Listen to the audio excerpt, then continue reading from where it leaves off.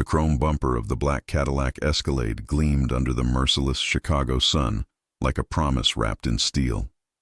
Cindy Matthews didn't see luxury when she looked at it. She saw salvation in the form of a mirror, and right now, that was exactly what she needed. Her interview at Romano's, the most exclusive Italian restaurant in Chicago's Gold Coast, was in exactly 4 minutes. 4 minutes to transform from a broke waitress whose life was held together with safety pins and desperate prayers into someone who looked remotely employable. She crouched beside the passenger window, her fingers working frantically inside her wrinkled white blouse. The bra strap had been sliding down all morning, and the safety pin she'd MacGyvered as a temporary fix had finally surrendered to gravity and given up entirely. Come on, she muttered through gritted teeth, twisting her body at an angle that would have made a contortionist proud. Just stay put for 2 hours. 2 hours, and then you can fall apart all you want. Inside the Escalade, Romeo Moretti watched the scene unfold with dark, predatory eyes that missed nothing. He'd been parked here for 20 minutes, waiting for his cousin Marco to finish collecting protection money from the jewelry store across the street. Standard Tuesday business. Boring, routine, necessary. His fingers drummed against the leather steering wheel as he monitored the street through tinted windows that let him see everything while revealing nothing. But the blonde woman currently using his $180,000 vehicle as a personal dressing room? That was unexpected entertainment. She had dirt smudged on her knees, a run in her stockings that stretched from ankle to thigh, scuffed shoes that had seen better decades. And she was talking to herself with the frantic energy of someone whose last nerve had packed its bags and left town. Romeo leaned back in his seat, a slight smirk playing at the corner of his mouth. In his world, a world of blood, money, and calculated moves, genuine moments were rare. Everything was a transaction, a power play, a chess piece being moved across the board. But this woman? She was pure, unfiltered chaos. "Okay, lipstick," she said to her reflection, pulling out a nearly empty tube that looked like it had survived a war. "You can do this, Cindy. Just look professional. Look like someone who knows what fork to use. Look like you didn't spend your last $7 on bus fare." She applied the lipstick with shaking hands, smudged it slightly, wiped the corner with her pinky, then smiled at her reflection with desperate hopefulness. That's when her face froze in horror. Wedged between her 2 front teeth, bold as a billboard, was a massive piece of spinach. "Oh, you have got to be kidding me!" Her voice cracked with disbelief. "Universe, seriously? Seriously?" Romeo's smirk widened. He should look away, should let her have this moment of private humiliation, should focus on the job. But something about her, the fire in those green eyes even as everything fell apart, the way she refused to give up even when the world seemed designed to knock her down, kept his attention locked. She clawed at her mouth, making faces that ranged from constipated to possessed, her finger digging between her teeth with zero grace and maximum desperation. Get out," she hissed at the spinach like it was a personal enemy. Romeo's finger hovered over the window button. This was a terrible idea. He had rules. Don't get involved with civilians. Don't break the fourth wall of his carefully constructed life. Don't let anyone see behind the mask. But those rules suddenly felt negotiable. He pressed the button. The window descended with a soft, mechanical hum that sounded like fate clicking into place.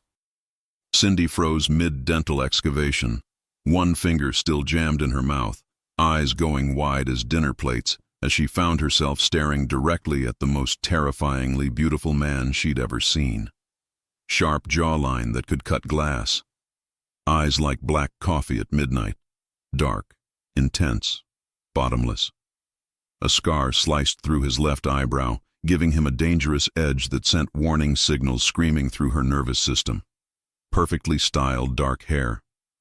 And a suit that probably cost more than everything she owned, including her grandmother's fake pearl necklace. Oh God, oh God, oh God, oh God. Need some help with that? His voice was smooth, dark, rich like expensive whiskey. Or should I call a dental professional? Maybe an exorcist? Cindy's brain issued a crystal-clear command. Run. Her legs, drunk on humiliation and shock, completely ignored it. She slowly withdrew her finger from her mouth, Still no spinach. The bastard was holding on for dear life, and wiped it on her already ruined pants. A gesture she immediately regretted because now she looked disgusting and rude. She lifted her chin, scrambling for dignity from the bottom of an empty barrel. "If you happen to find my self-respect anywhere around here, let me know," she said, her voice only slightly strangled. "I think I dropped it somewhere between the bra malfunction and the vegetable extraction surgery." The corner of his mouth twitched, not quite a smile, but something adjacent to human emotion flickered across those dangerous eyes. "The window was just sitting there," Cindy continued, words tumbling out like a dam had broken. "All shiny and reflective, judging me. I had to fix things. I had to—" She gestured vaguely at herself. "Attempt to look like a functional human being. So your solution was to seduce my car with lingerie adjustments and lipstick?" One dark eyebrow arched with amusement. "It was an accident. I don't normally perform strip shows for random luxury vehicles." She paused, her brain catching up to her mouth. "Well, not on Tuesdays anyway. Tuesdays are my dignified day. Clearly that's going well." This time he did smile. It transformed his entire face, softening the hard edges, making him look less like a threat and more like a man who understood the absurdity of life. But something in that smile also sent a shiver down her spine. Not fear exactly, but recognition. This man was dangerous in ways her broke, desperate brain couldn't even catalog. "Sounds like a case of broken mirrors, bad vegetables, and catastrophically bad timing," he said, leaning slightly toward the window. His cologne hit her, expensive, subtle, with notes of cedar and something darker she couldn't name. "The universe has a personal vendetta against me," Cindy muttered, then checked her phone. Her heart stopped. "Oh, sweet mother of, I'm late. I have a job interview. A serious, life-changing, please God let me afford ramen and rent interview." She looked at the building behind him, Romano's with its elegant awning and valet stand. "Then you'd better go make an impression," he said, his eyes tracking her face with unnerving intensity. "Though I have to say, if you bring half the entertainment value in there that you've provided out here, you might want to ask for a raise before you even start." Cindy's face burned. "Right. Yeah. I'll just go humiliate myself professionally now instead of recreationally." She turned to leave, then spun back, pointing at him with her phone. "And you, mister. Owns his own luxury car. Good luck with your whatever dangerous, expensive thing you're doing. Try not to run over any desperate women with spinach issues." Romeo's smile widened into something genuinely amused. "I'll do my best. Good luck, Miss Disaster. My name is Miss Disaster." She started backing away. "Also known as Cindy Matthews. The girl who just used your car as a mirror and will now die of shame. Nice to meet you before my death. Romeo," he said simply. "Romeo Moretti." Something about the way he said his name made the air feel heavier, like it meant something, like it should mean something. But Cindy didn't have time to analyze the weird flutter in her stomach or the way his eyes seemed to follow her like a physical touch. She spun around and speed-walked toward Romano's, her broken heel clicking unevenly against the pavement, her heart hammering against her ribs. Behind her, Romeo watched until she disappeared through the restaurant's gold-trimmed doors. "Romeo Moretti." Marco's voice crackled through the car's Bluetooth, making Romeo finally look away. "We're done here. Package secured. Where are you?" "Still at the location," Romeo said, his eyes drifting back to the restaurant entrance. "Had an unexpected delay." "What kind of delay?" Romeo shifted the car into drive, pulling away from the curb. But his mind wasn't on the job anymore. "The interesting kind," he murmured. What Romeo didn't say, he owned Romano's, had owned it for 3 years, ever since taking it as payment from a debtor who'd made poor life choices. The restaurant was a legitimate front for some less legitimate operations, but it actually turned a profit. And in approximately 5 minutes, the woman who'd just used his car as a mirror was going to walk into an interview for a waitressing position, an interview he'd personally be conducting. Because the universe, it seemed, had a sense of humor after all. Romeo pulled into the private garage beneath Romano's, his mind already working through the angles. He should let his manager handle the interview. should stay in the shadows where he belonged, should forget about green eyes and spinach-stained teeth and the kind of raw authenticity that didn't exist in his world. Should. But Romeo Moretti had built an empire by knowing when to break his own rules. His phone buzzed. A text from his underboss, Vincent. Meeting tonight. The Calabrese family is making moves. We need to respond. Romeo typed back, I'll be there. 9 p.m. Then he pocketed his phone, straightened his tie, and headed toward the restaurant's private elevator. Cindy Matthews had no idea that the man behind the window was about to become the most dangerous complication of her life. And Romeo? Romeo had no idea that the broke waitress with spinach in her teeth was about to become his salvation. Cindy burst through Romano's ornate entrance like she was fleeing a crime scene, her breath coming in short gasps, her makeup probably smudged to hell, and her bra strap finally achieving total freedom by sliding down to her elbow inside her blouse. The hostess, a tall, elegant woman in a black dress that cost more than Cindy's entire wardrobe, looked up with the kind of polite smile that barely concealed judgment. "Can I help you?" Her tone suggested that help was the last thing she wanted to provide. "Interview," Cindy panted, trying to discreetly shove her bra strap back up while maintaining eye contact. "I have a 2 p.m. interview for the waitress position. Cindy Matthews." "I know I'm late. I'm so sorry. There was a situation with a car and some spinach and—" She forced herself to stop babbling. "I'm here now." The hostess's expression didn't change, but something flickered in her eyes. Pity, maybe, or second-hand embarrassment. "Of course. Mr. Moretti is expecting you." Cindy's brain screeched to a halt. "I'm sorry, who?" "Mr. Moretti, the owner. He's conducting interviews today personally." She gestured toward a hallway. "Second door on the left. Try not to keep him waiting any longer." The blood drained from Cindy's face. Moretti. Romeo Moretti. Car window guy was Romeo Moretti, owner of Romano's. The man she'd just performed an accidental striptease for was about to interview her. "Oh, you have got to be—" Cindy caught herself. "Thank you. I'll just go die quietly in his office now." She walked down the hallway on unsteady legs, each step feeling like a march toward execution. The restaurant was beautiful, all rich mahogany, soft lighting, and the kind of expensive silence that money could buy. Classical music played softly from hidden speakers. The scent of fresh bread and herbs hung in the air. It was the kind of place where Cindy's student debt came to laugh at her. She stopped at the second door, raised her hand to knock, then paused. Run. She could still run. There were other restaurants, other jobs, other ways to avoid dying of humiliation. But her bank account had $347 in it. Her rent was due in 5 days. Her roommate had already threatened to change the locks. She knocked. "Come in." That same dark, smooth voice from the car. Cindy pushed open the door and stepped into an office that looked like it belonged in a mob movie. Leather furniture, dark wood desk, floor-to-ceiling windows overlooking Michigan Avenue.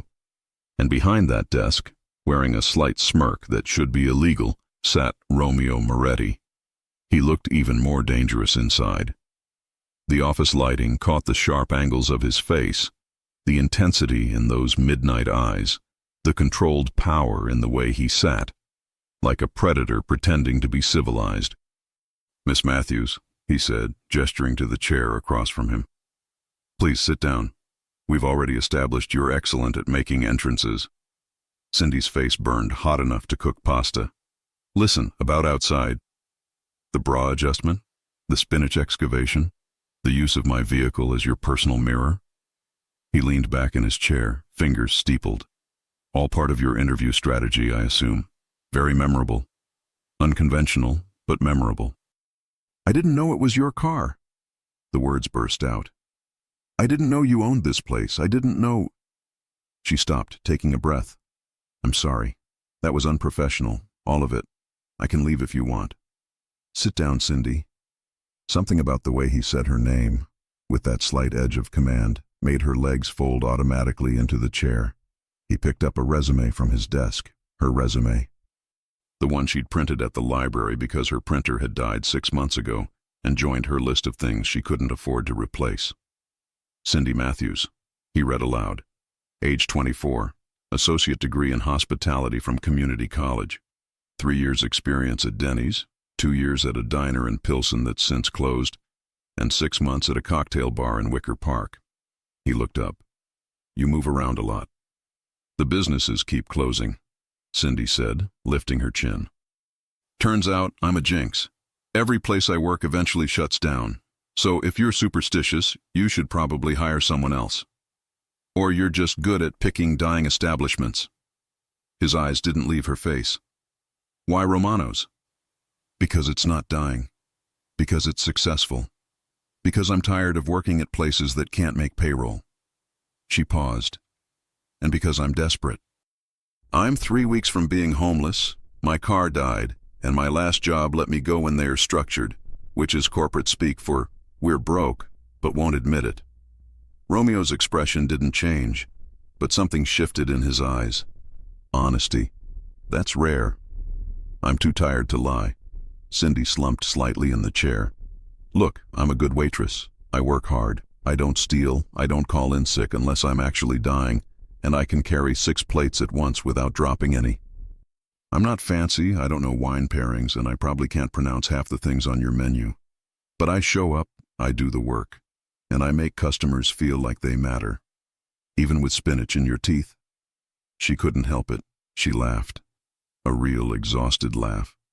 Especially with spinach in my teeth. It makes me relatable. Romeo smiled. Actually smiled. Not the smirk, but something genuine.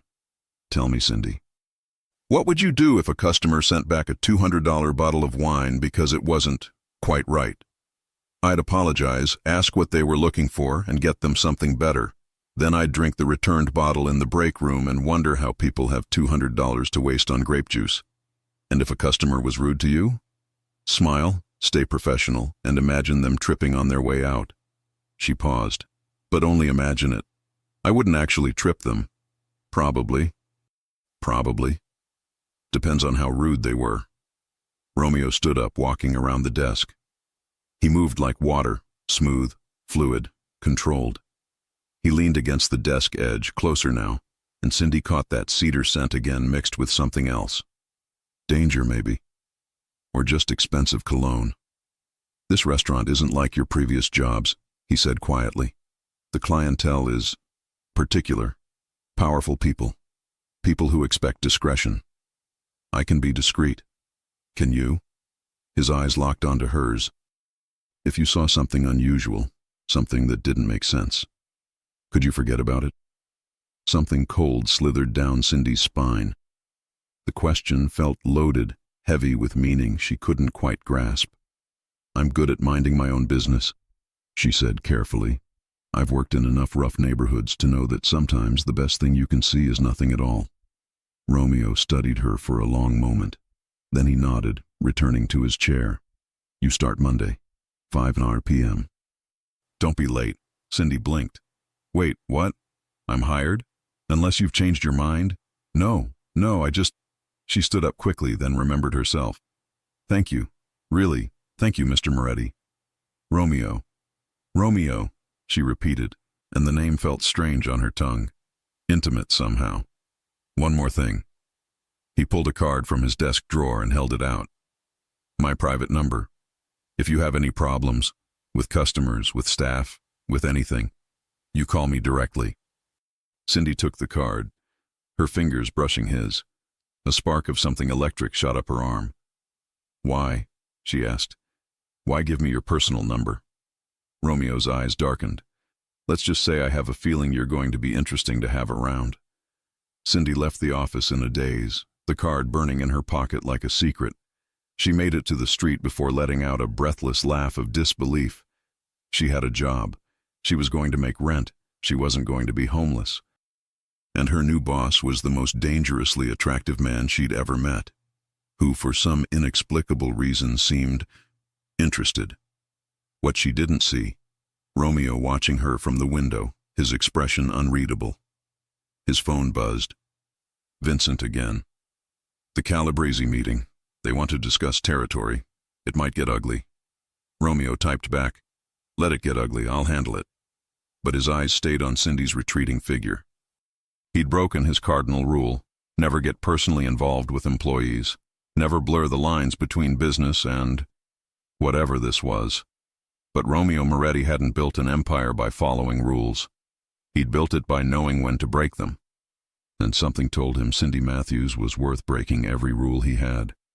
What he didn't know yet: she was about to become his greatest weakness. And in his world, weakness got you killed. Monday arrived with the kind of humidity that made Chicago feel like it was sweating through its expensive suit. Cindy stood outside Romano's at 4:45 p.m., 15 minutes early because desperation had taught her that punctuality was the only currency she could always afford. She wore black pants she'd found at Goodwill, only one small stain, barely visible, and a white button-down shirt she'd ironed 3 times until it looked almost new. Her hair was pulled back in a neat ponytail. No spinach in her teeth. She'd checked 17 times. The back entrance, where staff entered, was down an alley that smelled like expensive garbage, if such a thing existed. A large man in a dark suit stood by the door, arms crossed, face expressionless. "Staff entrance?" Cindy asked hesitantly. He looked her up and down with cold eyes. "Name?" "Cindy Matthews. New waitress. I start today." He pulled out his phone, checked something, then nodded and opened the door. "Down the hall, second left. Ask for Maria." The hallway inside was nothing like the restaurant's elegant front. Concrete floors, fluorescent lighting, the industrial hum of kitchen equipment. It smelled like garlic, fresh bread, and something else: cigarette smoke and cologne. Cindy found the staff room and knocked. "Come in." A woman's voice, warm and tinged with an Italian accent. Maria turned out to be a short, round woman in her 50s with kind eyes and flour on her apron. She looked Cindy over and smiled. "Ah, you're the new girl. Romeo's hire. Come, come. I'll show you everything." "Romeo's hire," Cindy repeated, following her out. Maria gave her a knowing look. "He usually doesn't interview waitresses himself. That's my job. But he specifically asked to see you." She handed Cindy an apron and name tag. "You must have made quite an impression." If only you knew, Cindy thought, tying the apron. The next hour was a whirlwind of training. Maria showed her the table numbering system, the POS system, the wine list that read like a foreign language, and introduced her to the other staff. There was Tony, the head chef, a large man with tattoos covering both arms and a surprisingly gentle voice. Marco, the bartender, who had the same dark eyes as Romeo, and introduced himself as the cousin. And several other waitresses who sized Cindy up with expressions ranging from friendly to deeply suspicious. "Don't mind them," Maria whispered. "They're just protective. This place, it's family." The way she said family made it sound like more than just a word. By 5:30 p.m. the restaurant started filling up. Cindy was assigned to shadow a waitress named Angela, a tall brunette with sharp eyes and sharper heels, who made it clear through body language alone that Cindy was an inconvenience. "Just watch and learn," Angela said coldly. "Don't touch anything. Don't talk to customers. Don't embarrass us." Cindy bit back a response and followed. The dining room was even more beautiful at night. Soft lighting cast everything in gold. Well-dressed couples sat at intimate tables. The gentle clink of expensive silverware on expensive plates created a rhythm. Everything was perfect. Until 7 p.m. Cindy was watching Angela deliver drinks when she noticed them. 4 men in dark suits entering through the main entrance. But they didn't wait for the hostess. They walked straight through the dining room toward the back, and the hostess didn't stop them. One of them was Romeo. Another was Marco, the bartender cousin.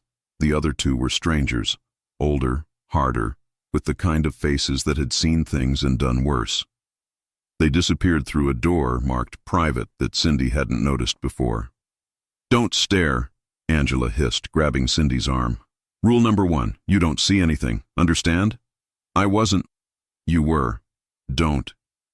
Angela's grip tightened. "Some things here are none of your business.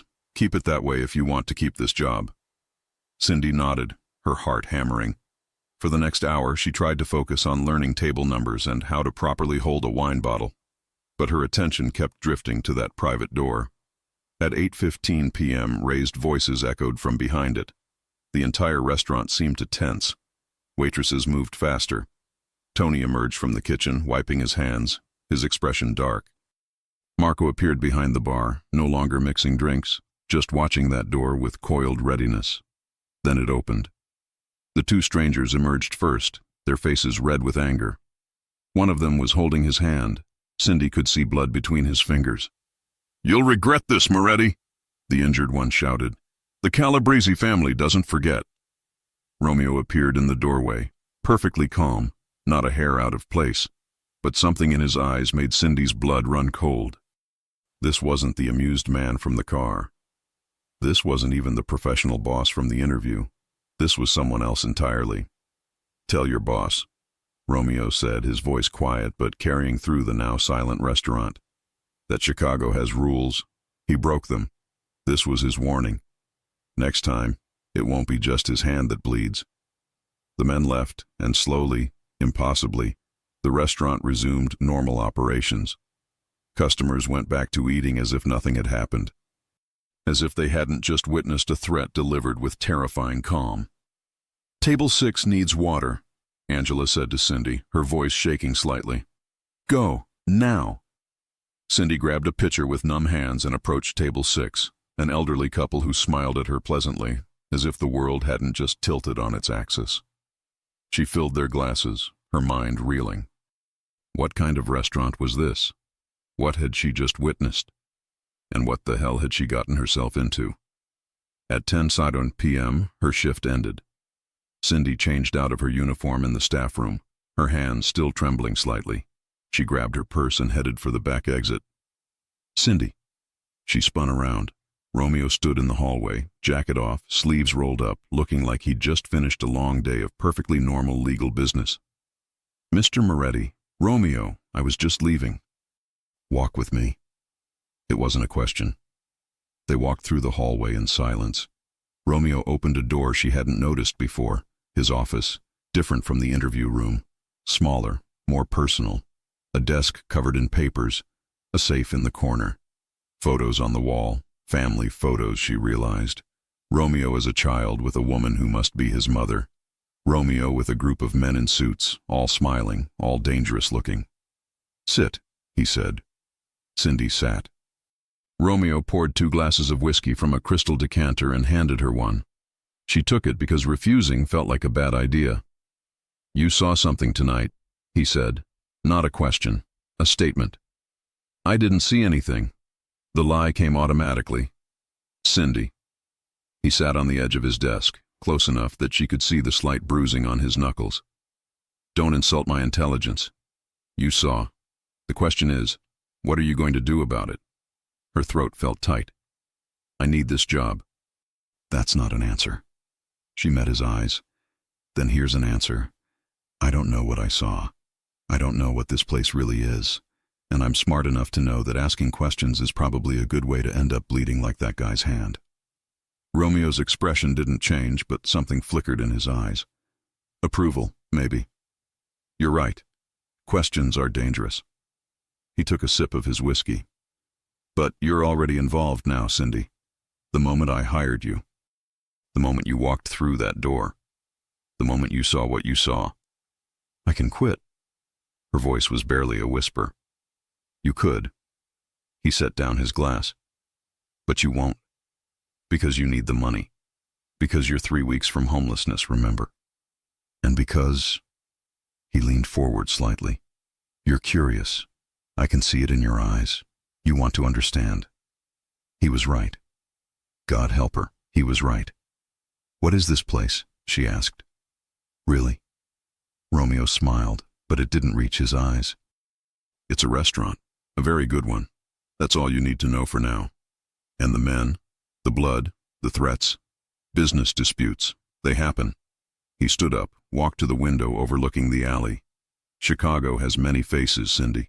The one tourists see, the architecture, the lake, the deep dish pizza, and the one beneath, the one that runs on different rules." "Mob rules," Cindy said, the word feeling foreign on her tongue. Romeo turned to look at her, and for a moment she saw something vulnerable flash across his face. Then it was gone, replaced by that controlled mask. That's a dangerous word. But am I wrong? He walked back to her, stood close enough that she had to tilt her head back to meet his eyes. Listen very carefully, he said softly. You have two choices. You can walk out that door right now.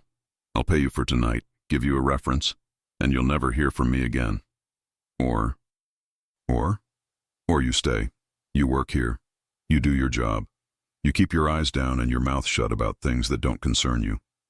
And in return, you'll be protected. Paid well. Safe. Safe from what? His jaw tightened. From everything. From everyone. Because you're mine now, Cindy. You work for me, and I protect what's mine. The possessiveness in his voice should have scared her. Instead, it sent a shiver down her spine for entirely different reasons. I need time to think, she managed. You have until tomorrow. He handed her an envelope. Tonight's pay, plus a bonus. Consider it a signing incentive. Cindy opened it. $500 for 4 hours of work. Romeo, this is too much. It's exactly what you're worth. His fingers brushed hers as he closed her hand around the envelope. Tomorrow, Cindy. Choose. She left in a daze, the envelope heavy in her purse, his words heavy on her mind. Outside, the Chicago night was cool against her flushed skin. She walked toward the bus stop, her mind spinning. She should run. Should take the money and disappear. Should. A car pulled up beside her. The Escalade. The window rolled down. Romeo looked at her from the driver's seat. Get in. I'll drive you home. I can take the bus. Get in, Cindy. She got in. They drove in silence through the glittering city. Cindy gave him her address, a rundown apartment building in Pilsen that looked worse at night than during the day. When they arrived, Romeo didn't immediately unlock the doors. You should know, he said quietly, staring straight ahead. Once you're in, really in, there's no easy way out. Are you trying to scare me? I'm trying to be honest. He turned to look at her. Because I don't want you to choose this and then regret it. I don't want. What? I don't want to be the reason you get hurt. The vulnerability in his voice cracked something open in Cindy's chest. Why do you care? She whispered. You don't even know me. Romeo reached out, tucked a strand of hair behind her ear. The gesture was so gentle, so at odds with everything else about him. That's the problem, he said. I want to. Then he unlocked the door. Cindy got out on shaky legs. Tomorrow, Romeo reminded her. She nodded and walked toward her building without looking back. Inside her tiny apartment, she counted the money again. $500, enough for rent, enough for food, enough to stop drowning for a little while. But it came with a price. Romeo Moretti wasn't just a boss. He was something else, something dangerous, something that should send her running. So why did she already know her answer? Why did she already know she was going to stay? Cindy returned to Romano's the next evening with a decision made and a terror that felt like ice water in her veins. She found Romeo in his office, paperwork spread across his desk, looking every inch the legitimate businessman except for the gun she could now see in a shoulder holster beneath his jacket. I'm staying, she said from the doorway. Romeo looked up, his dark eyes searching her face. You're sure? No, but I'm staying anyway. Something that might have been relief crossed his features. Then we need to establish some ground rules. Over the next week, Cindy learned the rhythm of Romano's. The restaurant operated on 2 levels, the visible and the invisible. During regular hours, it was exactly what it appeared to be, an upscale Italian restaurant serving Chicago's elite. But certain nights, certain meetings happened in the back rooms. Money changed hands. Deals were struck. And Cindy learned to see nothing. She was good at her job. The customers loved her. She had that rare ability to make millionaires feel like regular people, and regular people feel like millionaires. Tips were generous. Maria took her under her wing. Even Angela thawed slightly, and Romeo watched. She felt his eyes on her constantly, when she laughed with customers, when she efficiently handled a difficult table, when she tied her apron in the morning. He watched with an intensity that made her skin warm and her heart race. They didn't speak much beyond professional exchanges, but the air between them crackled with something unspoken. Then came Thursday night. "Cindy," Romeo appeared beside her station at 7:00 p.m. "I need you for something. I have 4 tables. Angela will cover them." His expression was unreadable. "Come with me." He led her to his office where a garment bag hung on the door. "What's this?" "A dinner, business associates." "I need you there." Cindy's stomach dropped. "As a waitress?" "As my date." The words hung in the air like a bomb. "Your what?" Romeo ran a hand through his hair, the first nervous gesture she'd ever seen from him. "There are people coming tonight, important people, dangerous people, and they're bringing complications. I need someone with me, someone who isn't part of this world, someone who makes me look human," Cindy supplied. "Yes." He met her eyes. "Exactly that. Human." Cindy crossed her arms. "And what do I get out of playing arm candy for your mob dinner party?" $2,000. Plus you keep the dress." He paused. "And my protection, which, after tonight, you might actually need." "That's comforting." "I'm not trying to comfort you. I'm being honest." Romeo stepped closer. "These men, they respect power, but they also respect normalcy. A man with a woman on his arm looks settled, stable, less likely to make reckless moves. So I'm a prop. You're a shield." His voice dropped. "And maybe, if I'm being completely honest, an excuse to have you close to me for an evening." Cindy's breath caught. "Romeo, the dress is your size. Maria helped me guess. Dinner starts at 8. Say yes, Cindy." She should say no.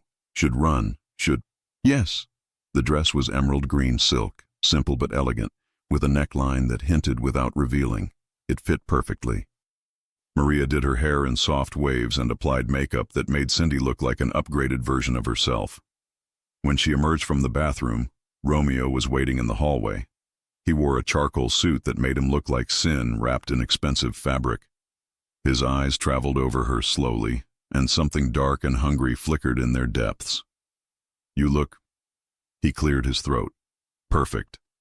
I look like I'm playing dress-up. You look like you belong." He offered his arm. "Ready?" "Not even a little bit." The private dining room was at the back of Romano's, a space Cindy had never seen. Mahogany panels, crystal chandeliers, a table set for 12. And already seated were some of the most intimidating people Cindy had ever seen. Men in expensive suits with dead eyes.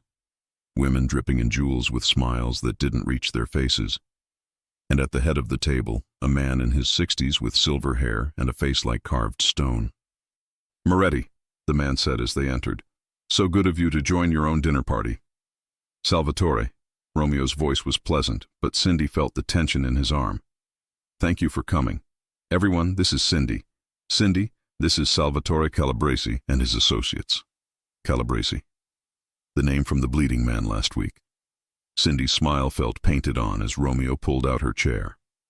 She sat, hyper-aware of the eyes assessing her, calculating her worth, her purpose. "A girlfriend, Romeo?" Salvatore's smile was sharp. "How domestic."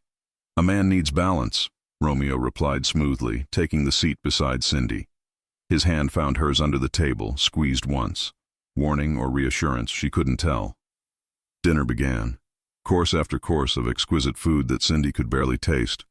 The conversation flowed around her. Talk of territories, of business arrangements, of mutual understanding. Every word felt coded, dangerous. Salvatore's eyes kept drifting to Cindy. "Tell me, my dear, how did you meet our Romeo?" Cindy felt Romeo tense beside her. She took a sip of wine for courage. "I used his car as a mirror to fix my bra," she said. It was very romantic. Silence crashed over the table. Then Salvatore laughed. Actually laughed, a booming sound that made everyone else relax fractionally. A woman with honesty. How refreshing. He raised his glass.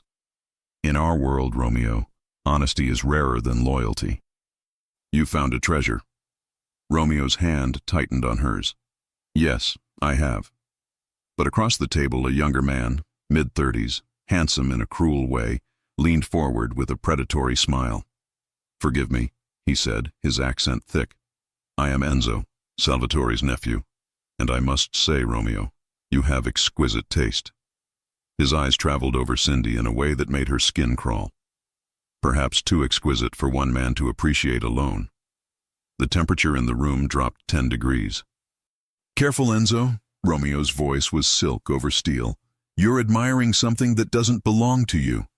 I'm simply appreciating beauty." Enzo smiled wider. "Surely you don't mind sharing the view, unless—" He leaned back.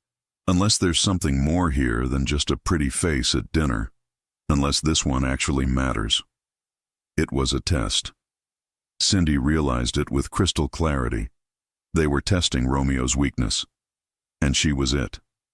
Enzo stood, walked around the table toward Cindy. "Perhaps the lady would like to dance. There's music after all." He extended his hand to her. "Unless Romeo objects." Every eye turned to Romeo. Objecting would show weakness, show that Cindy was more than just a date.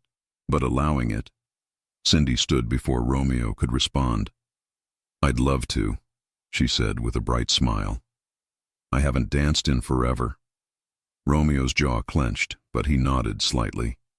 Enzo led her to the small cleared space where soft music played. His hand went to her waist, pulling her closer than appropriate. His other hand clasped hers too tightly. "You're very brave," he murmured in her ear. "Or very stupid. Which is it, Bella?"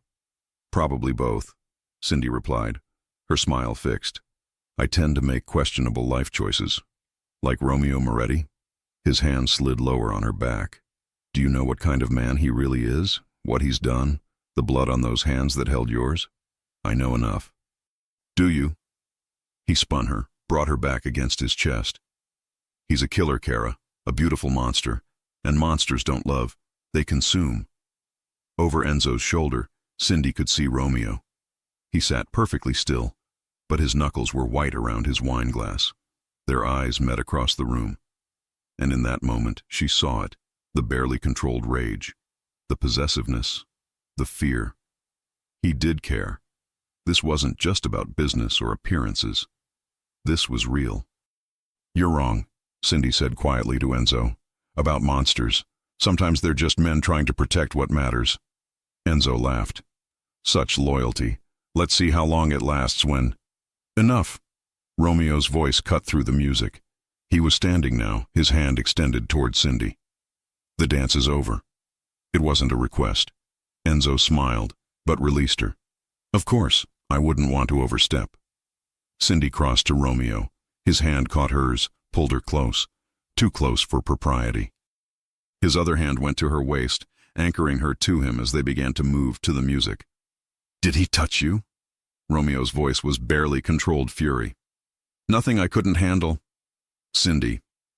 His eyes burned into hers. "Did he touch you?" "He was testing you. Testing us. I handled it." Romeo's hand tightened on her waist. "If he had hurt you—" "But he didn't." She looked up at him, saw the barely leashed violence in his expression. "Romeo, I'm fine. You shouldn't be here. This was a mistake. I shouldn't have—" He stopped, his jaw working. "Shouldn't have what?" "Shouldn't have let you anywhere near this, near me." His voice dropped to a whisper. "You're not safe with me, Cindy. You'll never be safe with me. Maybe I don't want safe." His eyes darkened. "Don't say that." "Why not? It's the truth." She stepped closer, their bodies nearly flush. "You think I don't see what this is? You think I don't understand? You don't—" "I understand enough." Her heart hammered. "I understand that you're dangerous, that this world you live in could swallow me whole. But I also understand that when you look at me, it's the first time I've ever felt seen. Really seen." Romeo's control cracked. His hand cupped her face, thumb brushing her cheekbone. "Cindy, I—" A gunshot shattered the moment. The music stopped. Everyone froze. Salvatore stood, a smoking gun in his hand pointed at the ceiling. "Forgive the interruption," he said calmly. But I believe we've had enough entertainment for the evening. Romeo, shall we discuss business?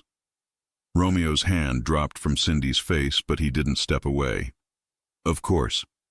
Your woman should leave. This conversation isn't for delicate ears. She stays. Romeo's voice was absolute. Anything you say to me, you can say in front of her. Salvatore's eyes narrowed. That's unwise. That's my choice. Tension crackled through the room like electricity before a storm. Finally, Salvatore smiled. Very well, let her hear how her man conducts business. Let her see the monster she's so eager to defend. Romeo's hand found Cindy's again. Sit down, he murmured. Whatever you hear, whatever you see, don't react. Can you do that? Cindy nodded, not trusting her voice. They sat. Salvatore's men produced briefcases, spreadsheets, maps of Chicago divided into territories like a war zone. And Cindy listened as they discussed things that made her blood run cold. Protection rackets. Money laundering. Shipments of merchandise she suspected had nothing to do with restaurant supplies. Romeo negotiated with cold precision, giving nothing, taking everything, his hand never leaving hers beneath the table. This was his world, this darkness, this violence barely contained in expensive suits and polite language. And the most terrifying part? She wasn't running. At midnight, the meeting ended. Salvatore stood, straightened his jacket. We have an understanding then, Romeo. The Calabrese family will respect your territories, and you will reconsider your stance on the dockside warehouses. I'll consider it, Romeo replied, which Cindy was learning meant absolutely not. Good. Salvatore's eyes drifted to Cindy one last time. Keep your woman close, Moretti. In our world, what we love becomes our weakness. Or our strength. Salvatore laughed. We'll see which one she is soon enough. They left. All of them. And suddenly the room was empty, except for Romeo and Cindy and the wreckage of dinner. Romeo released her hand, stood, walked to the window. His shoulders were rigid, his hands clenched. You should go, he said without turning. Maria will drive you home. Romeo? Please. His voice cracked slightly. Just go. Cindy stood, walked to him, put her hand on his back, felt him flinch. I'm not going anywhere, she said quietly. He turned, and the anguish in his eyes nearly broke her. You heard everything. I saw you protecting your territory, your people, your world. My world is darkness, Cindy.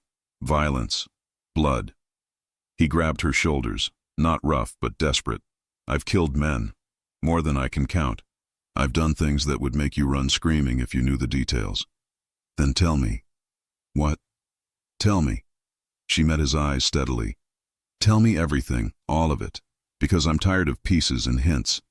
If I'm in this, if I'm yours like you keep saying, then I deserve the truth. Romeo stared at her for a long moment. Then he released her, walked to his desk, pulled out a bottle of whiskey and 2 glasses. Sit down, he said. Because once I start talking, there's no going back. Cindy sat, and Romeo told her everything. His father, who'd built the Moretti Empire on blood and loyalty. His mother, who'd died when he was 12, a rival family's message delivered in bullets. How he'd taken over at 23 when his father had a heart attack. How he'd consolidated power, eliminated threats, built something stronger. How he'd tried to go legitimate, but the pull of the old ways was too strong. How he'd killed his first man at 17 and hadn't slept well since. How every decision was calculated, every relationship transactional, every moment a chess move. Until her. You, he said, his voice rough, are the first thing in 10 years that wasn't about strategy. You used my car as a mirror and had spinach in your teeth, and you were so real, so human, so unlike anything in my world. Cindy's eyes burned with unshed tears. Romeo. And now I've dragged you into this, into danger, into... He stopped, looked away. I should let you go, should pay you off, send you away, keep you safe. But you won't. No. He met her eyes again. Because I'm selfish. Because I want you close. Because when I look at you, I remember what it feels like to be something other than a monster. Cindy stood, crossed to him, cupped his face in her hands. Then be selfish, she whispered. Keep me close. Let me decide what I can handle. Cindy. She kissed him, cut off his protests, his warnings, his fears with her lips on his. For a heartbeat, he froze. Then he pulled her against him with a desperation that stole her breath. His hands tangled in her hair. His mouth moved over hers like a man drowning, and she was air. When they finally broke apart, both breathing hard, Romeo pressed his forehead to hers. You're mine now, he breathed. You understand that? In my world, that means something. It means I protect you. It means anyone who touches you answers to me. It means I'm yours, Cindy finished. And you're mine. That's how this works, right? A ghost of a smile touched his lips. Yes. Then stop trying to push me away. I'll never stop trying to keep you safe. That's different. She smiled. That I can live with. He kissed her again, softer this time. A promise instead of desperation. When they finally left the restaurant at 2 a.m., Romeo's hand firmly clasping hers, Cindy knew everything had changed. She'd seen the darkness, heard the truth, understood the danger, and she'd chosen to stay anyway. What she didn't know, Enzo Calabrese sat in his car across the street, watching them leave together. So, he said into his phone, Romeo Moretti has found a weakness after all. On the other end, his uncle Salvatore laughed. Then we know exactly how to break him. The next 2 weeks passed in a blur of stolen moments and dangerous normalcy. Cindy worked her shifts at Romano's, and Romeo found excuses to be near her, checking on tables, discussing wine selections, his hand brushing hers as he passed. They didn't hide it anymore. The staff knew, the regular customers suspected. And in Romeo's world, word traveled fast. You're making him soft, Marco told her one night, his tone somewhere between warning and approval. In 10 years, I've never seen him smile like he does when you walk in. Is that bad? Marco's expression darkened. In our world? Yes, soft gets you killed. But Romeo didn't seem to care. He took her to his penthouse overlooking the lake, all floor-to-ceiling windows and expensive emptiness that felt more like a museum than a home. I don't really live here, he admitted, pouring wine. I exist here. There's a difference. Cindy explored, touching the spines of unread books, the cold marble counters. It's beautiful, but lonely. That's an accurate description of most of my life. He came up behind her, wrapped his arms around her waist. Until you. She turned in his embrace. Romeo, I need to ask you something. The Calabrese family, Enzo, that dinner, what's really happening? His jaw tightened. Territory disputes. Salvatore wants control of the dockside warehouses. They're worth millions in shipping access. And you won't give them up. I can't. Those warehouses are how I'm transitioning to legitimate business. Legal imports, real trade. If I give them to Salvatore, I'm back to only dirty money. You're trying to go straight? I'm trying to build something that doesn't require violence to maintain. His thumb traced her cheekbone. Something I'm not ashamed to leave behind someday. For who? For you. The words were barely a whisper. For us. If there can be an us. Cindy's heart clenched. There's already an us. He kissed her then, deep and claiming, lifting her onto the counter. His hand slid up her thighs, and she gasped against his mouth. His phone rang. Romeo pulled back with a curse, checked the screen. His expression went cold. I have to take this. He walked to the window, spoke in rapid Italian. Cindy caught only fragments. Warehouse. Tonight. Handle it. When he hung up, the tender man was gone. The boss was back. I need to go. There's a situation. What kind of situation? The kind you don't need to worry about. He grabbed his jacket. Stay here. I'll be back in a few hours. Romeo, please, Cindy, just trust me. He left. Cindy waited an hour, then 2. Then she did something stupid. She called Marco. Where is he? She demanded. Silence. Then, you don't want to know. Tell me anyway. Dockside warehouse. But Cindy, don't. She hung up, grabbed her jacket, and called an Uber. The warehouse district was exactly as dangerous as it looked in movies. Dark, abandoned, the kind of place where bad things happened and nobody asked questions. Cindy found the address Marco had reluctantly given her. Black SUVs were parked outside. Men in dark clothes stood guard. She should turn back. Should. A hand clamped over her mouth. She tried to scream, but another hand pinned her arms. Well, well, Enzo's voice purred in her ear. Romeo's little pet, all alone. How careless of him. Terror shot through her. She bit down hard on his hand. Enzo cursed, released her mouth, but kept her arms locked. Feisty, I like that. Let me go. I don't think so. He dragged her toward a black car. See? You're going to help me teach Romeo a lesson about respecting the Calabrese family. Inside the warehouse, Romeo stood facing 5 of Salvatore's men. The situation was tense but controlled, a negotiation about shipment schedules, nothing more. Then his phone buzzed. A photo. Cindy. Enzo's hand in her hair. A gun to her temple. The message. The warehouses, or her brains decorate my car. You have 1 hour. Everything inside Romeo went cold, then hot, then into a space beyond rage. We're done here, he told Salvatore's men, his voice deadly calm. But we haven't. I said we're done. He called Marco. Get everyone, every soldier we have, and find Vincent. Tell him it's war. Within 30 minutes, Romeo had assembled 15 armed men. They traced Enzo's location through contacts, bribes, and threats. An abandoned factory in Englewood. Romeo drove like the devil himself was chasing him, his mind stuck on one image, Cindy's terrified face. He'd promised to protect her, promised she'd be safe, and he'd failed. At the factory, Enzo had Cindy tied to a chair in the center of an empty room. He circled her slowly, enjoying her fear. Romeo will come for you, he said, and when he does, we'll kill him. Use you as bait, eliminate the competition, take his territories.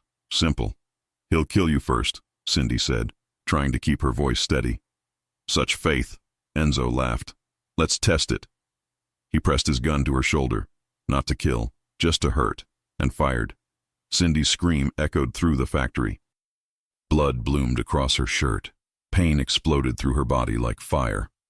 That's one, Enzo said calmly. Every 10 minutes, another bullet. Eventually, Romeo arrives to find you dead. Or he gives up and you die anyway. Either way. The door exploded inward. Romeo stood in the doorway, gun raised, eyes absolutely dead. Step away from her, he said, his voice devoid of humanity, or I paint these walls with your skull. Enzo smiled, pressed his gun to Cindy's head. Drop your weapon or... Romeo fired. The bullet took Enzo in the shoulder, spinning him away from Cindy. Before he could recover, Romeo was across the room, his gun pressed under Enzo's chin. You touched what's mine, Romeo said softly. You hurt her. That's a death sentence. Kill me and Salvatore will... I don't care. Romeo's finger tightened on the trigger. You hurt her. Romeo. Cindy's voice weak but clear. Don't become more of a monster for me. He looked at her, blood-soaked, trembling, crying, and something cracked in his chest. Please, she whispered. I need you, not the monster. You. Romeo's hand shook. Then he lowered the gun. Get out, he told Enzo. Tell your uncle this is over. The warehouses stay mine.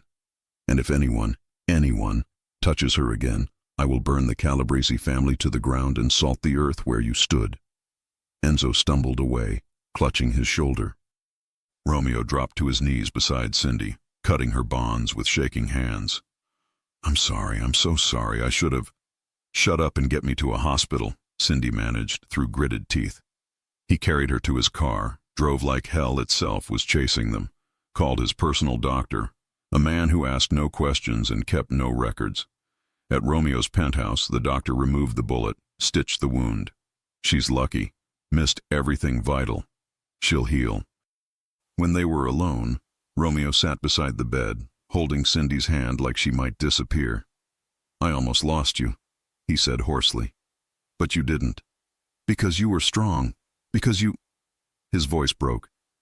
Cindy, I can't do this. Can't put you in danger. Can't... Romeo Moretti, if you try to push me away right now, I will shoot you with your own gun. He laughed, a broken sound. You were just shot because of me. And you saved me. That's what matters. She squeezed his hand. I'm not going anywhere. We're in this together now. Even after tonight? Especially after tonight. She pulled him closer. Because tonight I saw you choose me over revenge. Choose humanity over the monster. That means something. Romeo kissed her forehead, her cheeks, her lips. I love you, he whispered. God help me. I love you.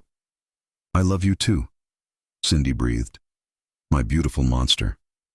Outside, Marco stood guard. Inside, Vincent coordinated their response to the Calabrese family. And in a hospital across town, Enzo made a phone call. She's his weakness, Uncle. Use her right, and Romeo Moretti will give us everything. Salvatore smiled. Oh, I intend to. Cindy recovered slowly. The bullet wound healed, leaving a scar she traced in mirrors, a permanent reminder of the price of loving Romeo Moretti. Romeo wouldn't leave her side. He moved her into his penthouse, hired guards, installed security systems. The cage was gilded, but it was still a cage. I need to work, she told him after a week. Not yet. Romeo, I'm going crazy here. You almost died.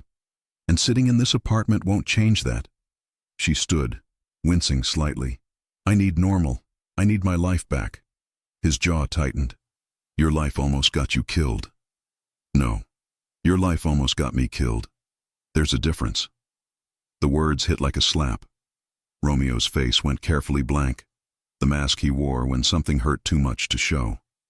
You're right, he said quietly. Which is why maybe we should... Don't. Cindy crossed to him. Don't you dare finish that sentence. We're not ending this because it's hard. It's not hard, Cindy. It's impossible. He gestured around them. This is my world. Violence, danger, enemies who will use anyone I care about as a weapon against me. Then teach me to protect myself. Make me less of a target. That's not how this works. Then change how it works. Her voice rose. You keep saying you want to go legitimate. So do it. Walk away from the family business. Romeo laughed bitterly. You don't just walk away from the Mafia, Cindy. There's no exit interview, no 2 weeks' notice. You're in until you're dead, or everyone who knew you is dead. Then we make it work. Together. I can't ask you to... A knock interrupted them. Marco entered, his expression grim. We have a problem. Salvatore's called a sit-down. Tomorrow night. He's demanding you attend. What does he want? To discuss terms of peace. Marco's tone suggested he didn't believe it for a second. Romeo's eyes narrowed. It's a trap. Probably. But if you don't go, it's an insult. That means war. After Marco left, Romeo paced like a caged animal. He's going to demand the warehouses, or worse. What's worse? Romeo looked at her and Cindy saw the answer in his eyes. Me, she whispered. He's going to demand you give me up. I'll never. You might have to. Her voice shook. If it means protecting your family, your people, you might have to choose. There's no choice. I choose you, always you. Even if it means people die? Romeo's silence was answer enough. The next night, Cindy insisted on accompanying him to the sit-down at a neutral location, a private club downtown. Romeo brought Marco and Vincent. Salvatore brought Enzo, freshly bandaged, and 6 others. They sat across from each other at a long table, tension thick enough to choke on. Romeo, Salvatore began pleasantly. Let's discuss our future. Let's. The warehouses. I want them. You want peace. Simple exchange. No. Salvatore's smile didn't waver. Then let me propose alternative terms. You keep your warehouses. I keep my territory. And you end your relationship with Miss Matthews. Cindy's blood ran cold. Romeo's expression was stone. Explain. She's a distraction, a liability. She makes you weak, makes you sloppy. For the good of both our families, for peace in Chicago, she needs to go. She's not up for negotiation. Everything is negotiable, Romeo. Salvatore leaned forward. Here are your choices. End it with the girl voluntarily. She walks away unharmed with enough money to start over somewhere far from here. Or, refuse, and I'll take her from you piece by piece until there's nothing left to love. Romeo stood so fast his chair crashed backward. You threaten her again and what? You'll start a war you can't win? Kill me and unite every family in Chicago against you? Destroy everything your father built? Salvatore's voice hardened. I'm offering you a peaceful solution. Take it. No. Romeo. Enzo smiled cruelly. Be reasonable. She's pretty, sure. But she's just a waitress. You can find another. You can't find another empire. She's not just anything. Romeo's voice could cut diamond. She's everything. Then you're a fool. Salvatore stood. You have 48 hours. End it, or I end her. Your choice. They left. In the car afterward, Cindy and Romeo sat in silence. You have to do it, Cindy finally said. What? End it. Send me away. I won't let you destroy everything for me. Cindy. I mean it, Romeo. I love you, but I won't be responsible for people dying, for your family's empire crumbling. None of that matters without you. She took his face in her hands. Yes, it does. Your people depend on you. Your family's legacy. My family's legacy is blood and violence. You're the first good thing I've had in a decade. I'm not giving that up. You might not have a choice. Romeo pulled her into his arms, held her like she might disappear. Then we run, leave Chicago, start over somewhere, leave all of this behind. They'll find us. You said it yourself. You don't just walk away. Then I'll fight. I'll go to war if I have to. And people will die. People always die in my world, Cindy. At least this time it'll be for something that matters. She pulled back to look at him. You really mean that? I've never meant anything more. He kissed her desperately. I love you. I'm not letting you go. Whatever comes next, we face it together. Cindy felt tears slip down her cheeks. Together. What they didn't know, Salvatore had no intention of waiting 48 hours, and Enzo had already set the next phase in motion. The pregnancy test sat on Romeo's bathroom counter like a bomb. 2 pink lines. Cindy stared at it, her world tilting sideways. Pregnant, with Romeo Moretti's child, in the middle of a Mafia war. Perfect timing, universe, she whispered. Just perfect. She'd been feeling off for weeks, nauseous, exhausted, emotional. She'd blamed it on stress, on the bullet wound, on fear. But her period was 3 weeks late, and finally she'd bought a test. Now she had to tell Romeo, who was currently downstairs in a meeting about how to fortify their defenses against the Calabrese family. She walked down to find Romeo's penthouse filled with men, Marco, Vincent, soldiers she didn't know. Maps of Chicago spread across tables, guns being cleaned, the machinery of war. Romeo looked up when she entered, his expression softening briefly before returning to business mode. We need to talk, Cindy said, privately. Something in her voice made Romeo immediately excuse himself. They went to his bedroom. What's wrong? He asked, instantly alert. Cindy handed him the test. Romeo stared at it, then at her, then back at it. You're pregnant. Yes. He sat down heavily on the bed, the test clutched in his hand like a lifeline. How long? 6 weeks, maybe. I don't know exactly. Silence. Romeo's face was unreadable. Cindy felt panic rise. Say something, please. I'm going to be a father. His voice was barely a whisper. Then louder, with wonder. I'm going to be a father. Romeo, the timing is... He stood, pulled her into his arms. It's terrible. It's perfect. It's... He laughed, a sound caught between joy and terror. Cindy, we're having a baby. In the middle of a war. Then we end the war. His voice hardened with determination. Today, now. Whatever it takes. How? By giving Salvatore what he thinks he wants. Romeo's eyes burned with intensity. The warehouses. He can have them. I'll sign them over, walk away, focus on legitimate businesses, build something safe for our child. He also wants me gone. That's the one thing he'll never get. Romeo's hand went to her still flat stomach. You're carrying my child. That makes you untouchable. In our world, family is everything. Even Salvatore can't. An explosion shook the building. Glass shattered. Alarm shrieked. Shouts erupted from downstairs. Romeo pushed Cindy behind him, pulling his gun. Stay here. Lock the door. Don't open it for anyone but me. Romeo. He kissed her hard. I love you. Both of you. I'll be back. He was gone. Cindy locked the door with shaking hands. More explosions, gunfire, the sounds of war coming to Romeo's home.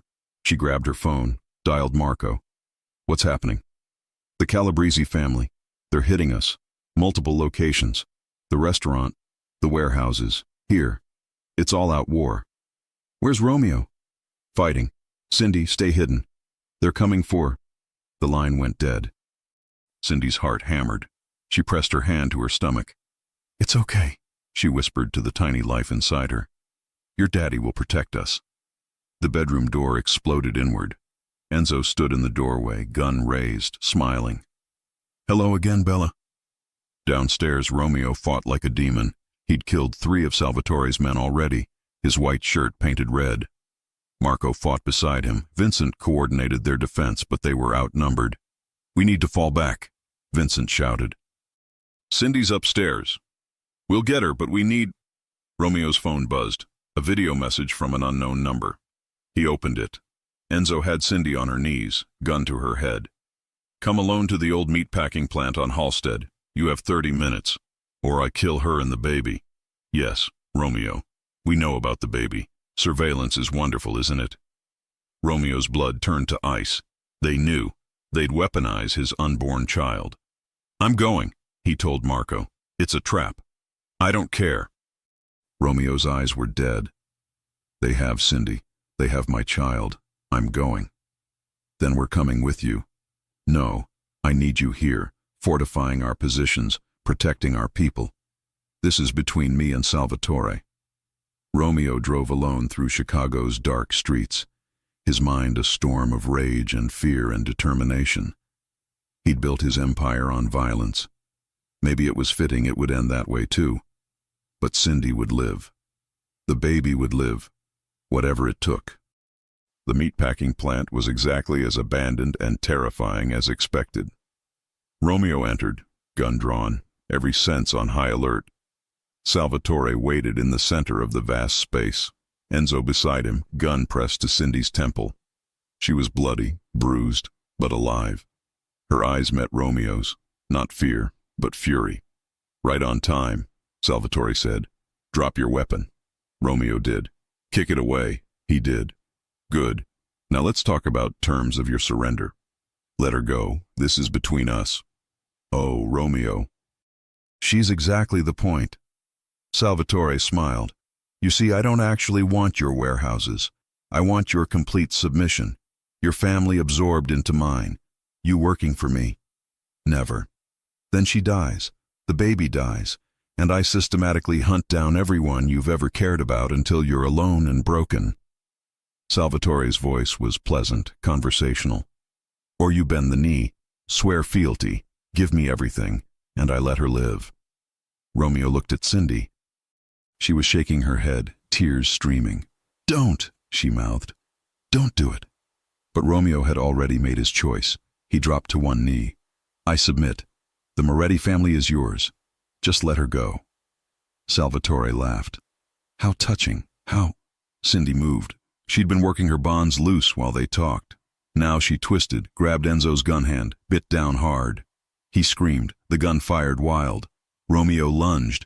Chaos erupted. Salvatore drew his weapon, but Romeo was faster, tackling him. They grappled. A shot fired, blood sprayed. More gunfire from the doorway. Marco and Vincent, ignoring orders, coming anyway.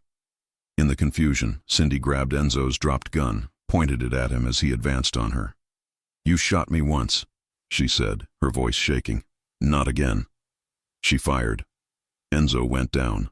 When the smoke cleared, Salvatore lay dead. Romeo stood over him, blood-covered, breathing hard. It was over. 1 month later, Cindy stood in Romeo's office at Romano's. The restaurant was closed for renovations after the attack. Romeo was signing papers, transferring his illegal operations to trusted associates, selling off criminal assets, building legitimate businesses. "It's done," he said, setting down the pen. "I'm out. Really out. No more mafia, no more violence. Just restaurants, real estate, legal trade. Can it really be that simple? No. There will be challenges, people testing me, trying to pull me back in. But I have motivation now." He pulled her close, his hand on her growing belly. "This, you two, that's worth more than any empire." Cindy kissed him. "I'm proud of you." "I'm terrified." He laughed shakily. "I have no idea how to be a father, how to be normal." "We'll figure it out together." "Together," Romeo agreed. "Always together." Outside, Marco lit a cigarette, watching them through the window. Vincent joined him. "Think he'll make it?" Vincent asked. "Living clean." "If anyone can," Marco said. "It's Romeo." Love changed him, made him human again. Let's hope that's enough. Inside, Romeo and Cindy planned their future, a wedding, a nursery, a life built on hope instead of fear. The monster was learning to be a man, and for the first time in his violent life, Romeo Moretti was happy. Claro. Vou continuar agora com os capítulos finais. 3 months had passed since the war ended. Cindy's belly was now unmistakably round, and Romeo had transformed from mob boss to expectant father with an intensity that was almost comical. "You need to rest," he said for the 1,000th time, adjusting pillows behind her. "Romeo, I'm pregnant, not dying." The doctor said I'm healthy, stop hovering." But she smiled, taking his hand and placing it on her stomach. "Feel that?" A kick, strong and determined. Romeo's face transformed with wonder. "She's feisty." "Like her mother," Cindy laughed. "Or maybe like her father when someone threatens his territory. Our daughter will never have to worry about territories or wars." His voice was firm. "I'm building her a different world." And he was. The legitimate businesses were thriving. Romano's had expanded to 3 locations. The real estate investments were paying off. Romeo Moretti was becoming respectable. But the past had a long memory. Maria appeared in the doorway of the penthouse, her expression worried. "Romeo, there's someone here to see you. She says it's urgent." "Who?" "Isabella Vittorio." Romeo's face went pale. Cindy noticed immediately. "Who's Isabella?" "My former fiancée," Romeo said quietly. "From before. It was arranged by the families." A beautiful woman in her 30s entered, designer clothes, cold eyes. She looked at Cindy with barely concealed disgust, then at Romeo. "Romeo, it's been a long time." "Isabella, what do you want?" "To save you from making the biggest mistake of your life." She gestured at Cindy. "This, a pregnant waitress? This is what you threw away your legacy for?" "Watch your mouth," Romeo warned. "The families are talking, Romeo. They say you've gone soft, weak, that you let a nobody turn you into a civilian." Isabella's voice dripped venom. "Your father would be ashamed. My father would be dead either way. I chose a different path. You chose weakness." Isabella turned to Cindy. "Do you know what he was before you? Powerful, feared, respected. Now he's a joke. And when they come for him, and they will, you and that baby will be the reason he can't defend himself." Cindy stood, despite Romeo's hand trying to hold her back. "He doesn't need to defend himself with violence anymore. He's built something real, something that won't get him killed." "How naive." Isabella laughed. "You think the Mafia just lets people leave? You think the enemies he made just forget? They're waiting, watching. And when they strike, enough." Romeo's voice cut like a blade. "Get out, Isabella, now. I'm trying to help you. You're trying to manipulate me. It won't work. My life is here now. With Cindy. With our daughter. That's final.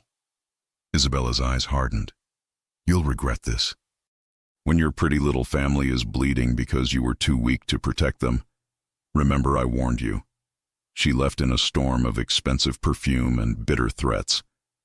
Cindy's hands shook. Romeo, is she right?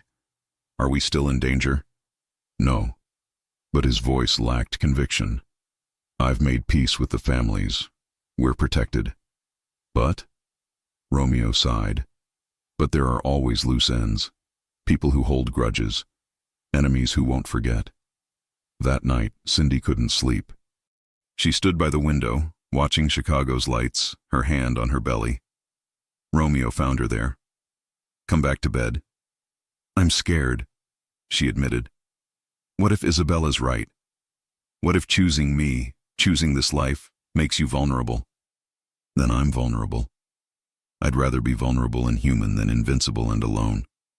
He wrapped his arms around her from behind, his hands covering hers on her stomach. I love you.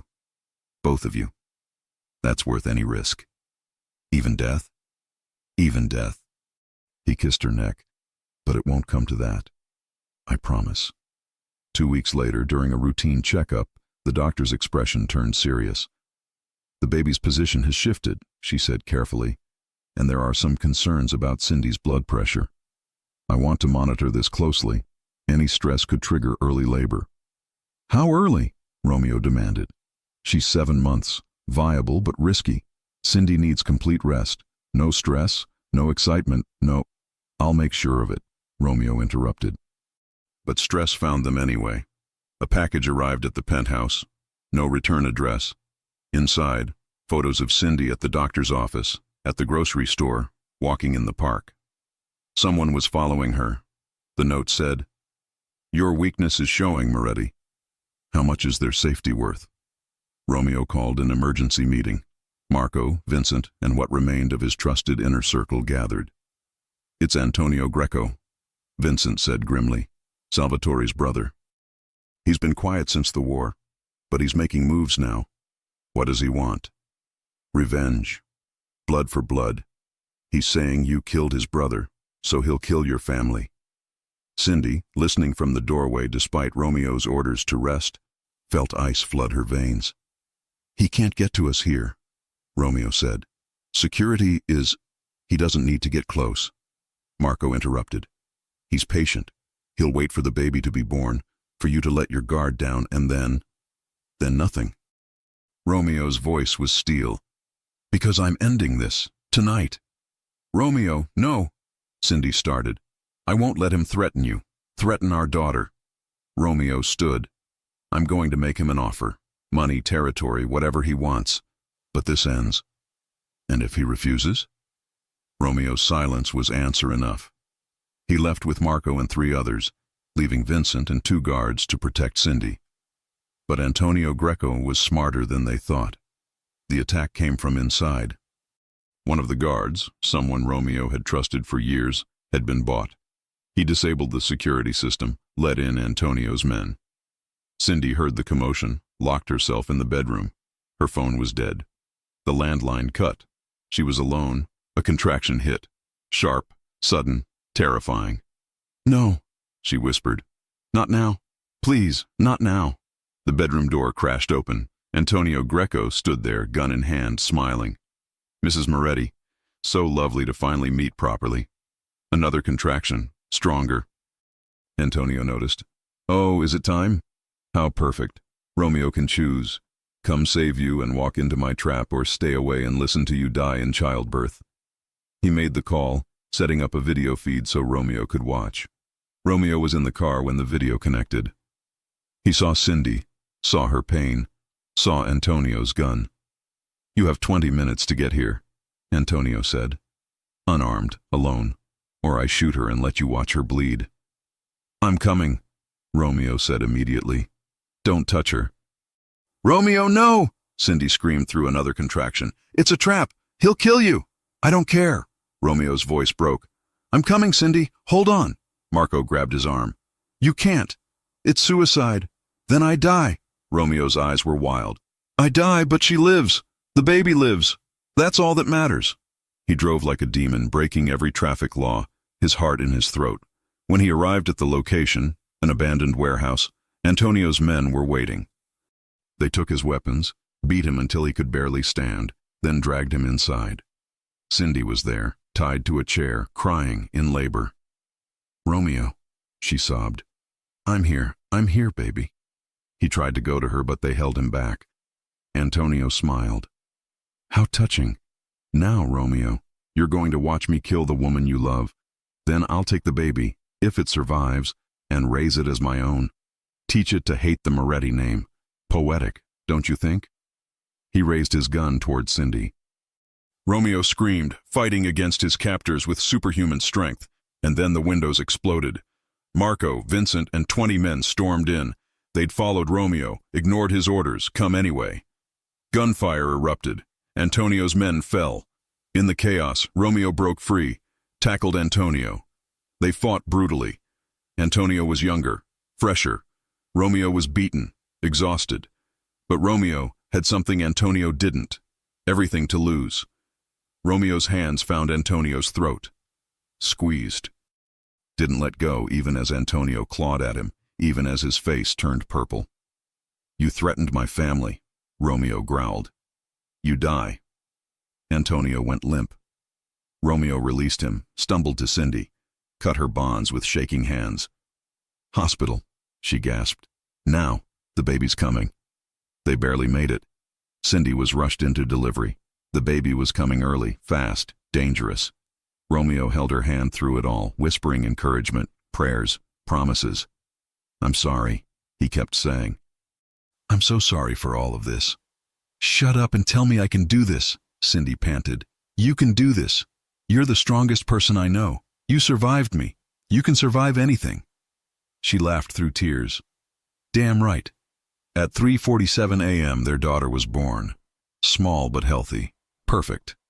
Screaming with the fury of someone who'd fought her way into the world. The nurse placed her in Cindy's arms. Romeo stared at them both like he'd never seen anything so beautiful. "What do we name her?" Cindy whispered. Romeo touched his daughter's tiny hand. She gripped his finger with surprising strength.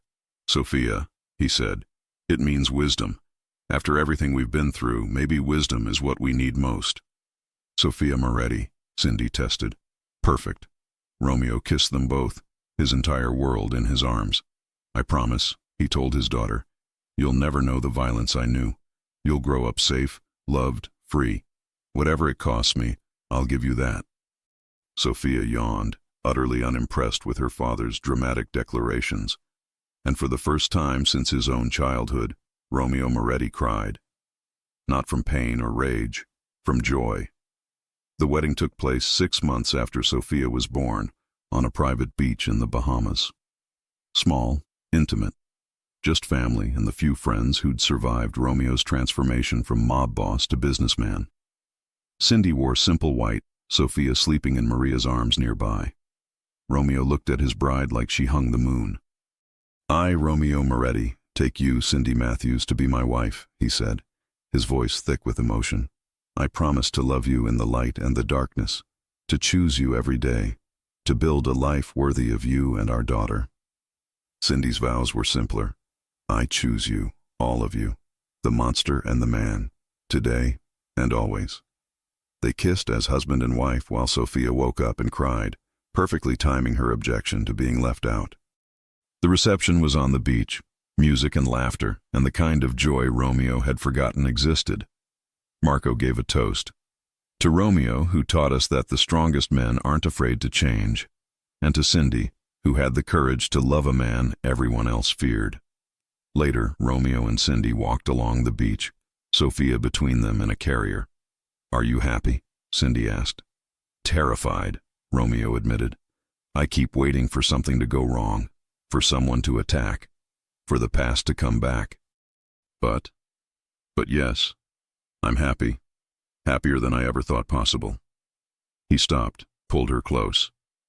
"You saved me, Cindy. You know that. We saved each other." They stood there, the ocean whispering against the shore, their daughter sleeping peacefully, the future uncertain but theirs. Back in Chicago, The legitimate Moretti empire grew. Romeo opened a foundation for at-risk youth, giving kids from violent neighborhoods another path. He consulted with police on gang prevention. The irony wasn't lost on him. A former mob boss fighting crime. Isabella appeared one last time at the foundation's opening. "I underestimated you," she told Romeo quietly. "You actually did it. Walked away. Built something real. I had help." He looked at Cindy across the room, holding Sophia. "She's good for you. I can admit that now." Isabella smiled sadly. "I hope you're happy, Romeo." "Truly, I am." "Good. Then maybe all that blood meant something after all." She left, and Romeo never saw her again. 5 years later, Sophia started kindergarten. Romeo walked her to class, this dangerous man brought to his knees by his 5-year-old daughter's tears at leaving him. "Daddy, don't go," she whispered. "I'll be right here when you get out, Principessa. I promise." Watching through the classroom window, Cindy smiled at her husband, gray touching his temples now, laugh lines around his eyes, his gun long since retired. "He's going to cry when she graduates," Maria predicted, standing beside her. "He's going to cry when she goes to first grade," Cindy corrected. That night, after Sophia was asleep, Romeo and Cindy sat on their balcony overlooking the city. "Do you ever miss it?" Cindy asked. "The power? The danger?" Romeo considered. "Sometimes I miss the certainty, knowing exactly who I was, what I was capable of." He took her hand. "But then I look at you, at Sophia, at the life we've built, and I realize I was never more powerful than I am now." "How do you figure?" "Because now I have something worth protecting, something that makes me more than just a monster." He kissed her softly. "You gave me that, a reason to be better." "We gave each other that," Cindy corrected. "I was drowning before you, lost. You gave me purpose too." They sat in comfortable silence, the city they'd once feared now just home. Sophia would grow up never knowing her father's violent past. She'd go to good schools, have normal problems, make her own choices. And Romeo would watch over her, this former king of Chicago's underworld, now just a dad who couldn't say no to ice cream before dinner. "I love you," Cindy said into the quiet. "I love you more," Romeo replied. "Impossible. Want to bet?" She laughed. "What are the stakes?" "Winner gets to choose Sophia's bedtime story tomorrow night. Deal, and I'm definitely winning." They went inside, checking on their daughter one more time. Her dark hair splayed across the pillow, her father's determined chin, her mother's smile. The monster had found his humanity. The waitress had found her king. And together, they'd built something neither violence nor poverty could destroy: a family, a home, a love worth every sacrifice.